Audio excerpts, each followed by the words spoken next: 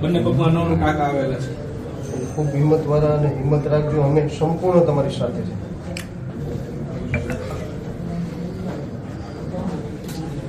બીજું કઈ હોય તમારે લાઈક કહેજો.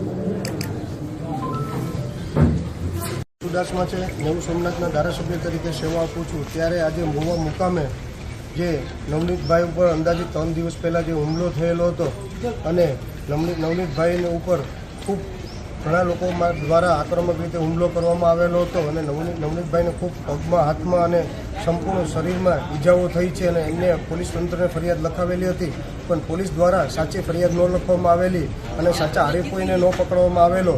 એના માટે થઈ અને નવનીતભાઈ આજે અહીં દાખલ છે અને હું વિસ્તારના ધારાસભ્ય તરીકે નવનીતભાઈની મુલાકાત લેવા માટે આવ્યો છે અને નવનીતભાઈને ન્યાય નથી મળ્યો અને જ્યાં સુધી ન્યાય ન મળે ત્યાં સુધી હું સંપૂર્ણ એમની સાથે છે અને સંપૂર્ણ ધારાસભ્ય સોમવારે ગૃહપ્રધાનને મળવા જવાના છે અને જ્યાં સુધી નવનીતભાઈને ન્યાય ન મળે ત્યાં સુધી હંમેશા માટે નવનીતભાઈની સાથે રહીશ. કારણ કે હંમેશા કોઈ પણ ગુનેગાર હોય, જે પણ જ્ઞાતિનો હોય, એમ અમારી જ્ઞાતિનો હોય કે કોઈ પણ જ્ઞાતિનો ગુનેગાર હોય, એનું કોઈ ધર્મ ન હોય અને ગુનેગાર હંમેશા ગુનાની પ્રવૃત્તિ સાથે જ જોડાયેલા હોય છે. એટલે ગુનેગારનું કોઈ ધર્મ ન હોય ને કોઈ જ્ઞાતિ નહીં હોતી હોય છે.